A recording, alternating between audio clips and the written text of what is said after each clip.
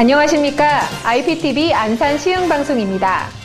일석이조, 일거양득, 누이 좋고 매부 좋고 모두 한 가지 일에 효과가 배가 되면 그만큼 좋다는 말입니다.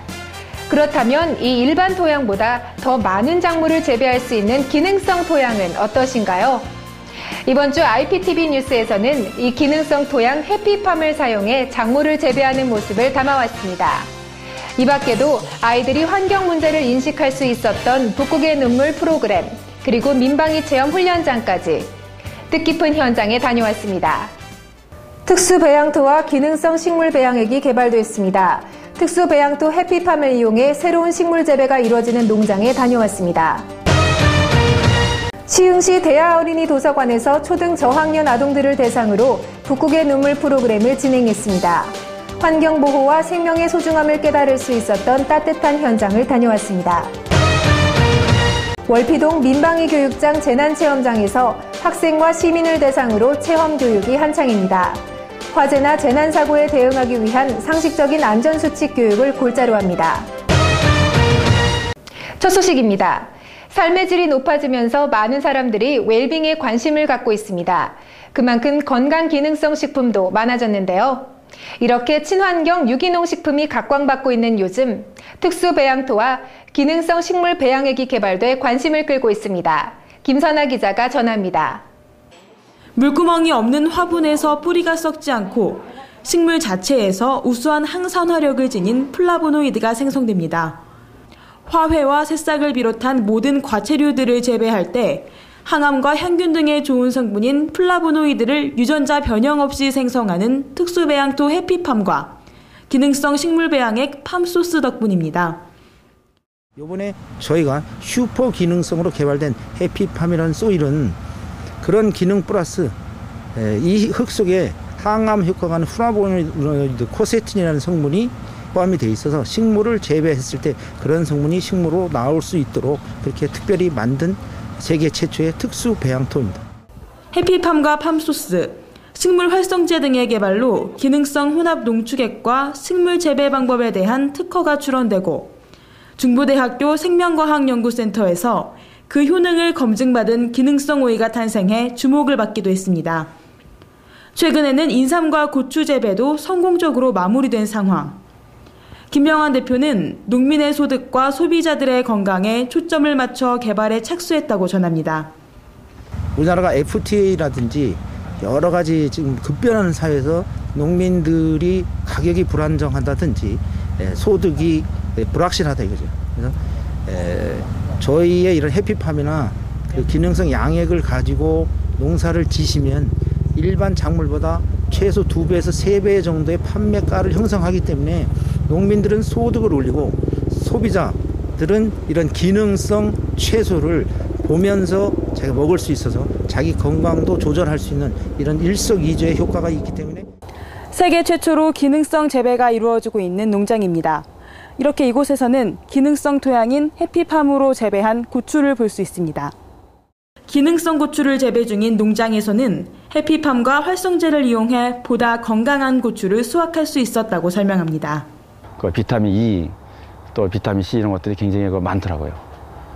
그래서 이 다른 고추보다 굉장히 그 영양면에서 좋을 것 같습니다.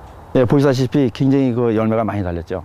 작년에 한번 수확했던 건데 여기서 물구멍 없는 화분에서 키운 건데 이게 보시다시피 이렇게 많이 달렸습니다. 판매를 할 수 없는 이 정도의 그 굉장히 상태가 안 좋았던 거를 이 활성제를 침으로 인해 가지고 굉장히 상품성이 좋아져 가지고 출하를 하고 그러고 있습니다. 기능성 토양을 이용한 재배는 농장에서만 이루어지는 건 아닙니다. 해피팜에서 자란 유기농 새싹은 식당에서 바로 소비자 식탁에 제공되며 좋은 반응을 보이고 있습니다. 요즘 웰빙 하잖아요. 그래서 새싹을 자주 먹고 있어요.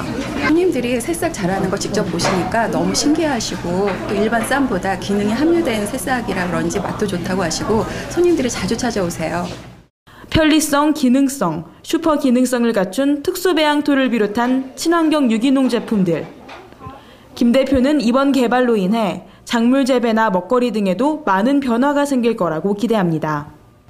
유기농과 친환경을 책임질 특수기능성 배양토가 개인의 건강뿐만 아니라 농민의 소득 상승과 국내 시장의 확대로까지 이어질지 앞으로의 향방이 기대됩니다. IPTV 뉴스 김선아입니다. 산업화로 인한 지구온난화는 북극의 얼음을 녹이고 해수면을 상승시킵니다. 이 때문에 북극의 이누이트들은 몇 년마다 한 번씩 이사를 해야 하고 북극곰들은 먹이를 찾지 못해 굶어 죽고 있습니다. 최근 친환경 녹색 도시로의 성장을 꿈꾸는 시흥시가 초등학교 저학년 어린이들을 대상으로 진행한 북극의 눈물 프로그램이 화제입니다. 다양하고 즐거운 프로그램을 통해 아이들이 환경 문제를 인식하고 또 생명의 소중함까지 깨달을 수 있었던 뜻깊은 현장을 IPTV 뉴스가 다녀왔습니다. 온난화로 인해 지구상에서 기온이 가장 급격하게 상승하고 있는 북극. 북극의 위기로 삶의 터전을 잃어가고 있는 이누이트족. 그리고 먹잇감 부족으로 인해 북극곰의 수는 해마다 줄어들고 있습니다. 북극의 눈물은 최근 녹색 도시로 성장하고 있는 시흥시가 지구온난화로 인한 해수면 상승으로 북극 지역이 위기를 겪고 있는 만큼 초등학교 저학년 아동을 대상으로 환경 보호의 필요성을 알리기 위해 진행한 겨울방학 프로그램입니다. 프로그램은 북극의 눈물 다큐멘터리 시청과 함께 연극 기법, 환경신문 만들기, 퍼즐 등으로 이루어져 있습니다. 특히 핫시팅 프로그램을 통해 아이들이 직접 북극곰과 이누이트족의 입장이 돼서 적극적으로 질문을 받고 대답하는 시간도 가졌습니다. 시흥시가 좀 생태나 이런 환경에 좀 관심을 많이 갖고 있는 도시로 알고 있거든요. 그래서 방학 기간 동안에 이제 지금 날씨가 연일 계속 춥잖아요. 한파가 막 오고 이런 것들이 전부 이제 지구 온난화로 인해서 발생하는 어떤 그런 것들인데 그런 거를 우리 이제 아이들한테 좀 쉽게 그런 생활 속에서 지구 온난화가 진행되면 어떤 일이 생기는지 이번 프로그램을 통해 아이들은 지구온난화라는 무거운 주제를 다소 쉽게 이해할 수 있었고 환경 보호의 필요성과 함께 생명의 소중함도 깨달을 수 있었습니다. 북극곰이 음식을 사냥도 못하고 그래서 참 슬펐고 음식물만 계속 찾아다니니까 너무 슬펐어요. 우사각 노인이 돼가지고요. 우사각처럼 친구들의 질문을 들어주니까요. 진짜 우사각가 된 것 같은 기분이 들었고요. 되게 재밌었어요. 북극의 눈물이 언젠가 우리의 눈물이 될 수도 있다는 지도교사의 말에 따라 어린아이들의 얼굴은 다시 한번 반짝였습니다. 대하 어린이 도서관 환경교육은 겨울방학 동안 계속돼 아이들이 환경에 대한 올바른 인식을 확립할 수 있도록 도움을 줄 예정입니다. IPTV 뉴스 김보영입니다. 예기치 못했던 화재나 지진 등의 재난사고, 어떻게 대처해야 할까요? 특히 겨울철에는 이 건조한 날씨와 함께 난방시설의 오작동으로 인한 사고까지 정말 많은데요. 안산시가 월피동 민방위 교육장에서 학생들과 일반 시민을 대상으로 재난체험장을 개방했습니다. 그 뜻깊은 현장을 김선아 기자가 다녀왔습니다. 화재나 사고가 났을 때 상황이 긴급하면 누구나 당황하기 마련이지만 상식적인 안전수칙만 미리 알아두면 얼마든지 대처할 수 있습니다. 안산시는 시민의 안전과 안전수칙의 생활화를 위해 월피동 민방위 교육장에 재난체험장을 개방하고 있습니다. 민방위 훈련이 없는 1월과 2월, 7월과 12월이면 시민 누구나 체험이 가능합니다. 어린이들이 이런 체험을 통해서 유사시 어떤 재난이 발생했을 때 신속히 대처할 수 있는 능력을 향상시키는 데 그 목적이 있다고 하겠습니다. 지난 21일에는 경기도 안양시 점프 어린이집과 방과후 교실 아이들 60여 명이 재난체험장을 찾아 화재 탈출, 지진, 응급처치 등을 몸소 체험해보는 자리가 마련됐습니다. 일반적이지만 모르고 넘어가기 쉬운 화재 시 탈출법에 대한 영상을 시청하고 화재 시 건물이 붕괴되는 상황을 연출해 체험의 밀도를 높였습니다. 소화기로 화재를 진압하는 방법을 익히고 곧바로 화재 진압 체험을 통해 올바른 안전수칙을 몸에 익힙니다. 화재 진압은 실패했지만 기분은 재밌고 좋았었어요. 지난해 한반도 지진 피해가 42차례. 더 이상 우리나라도 지진에 있어 안전지대가 아닌 만큼 지진 체험에서는 안전의식 확립을 위한 행동지침이 추가됩니다.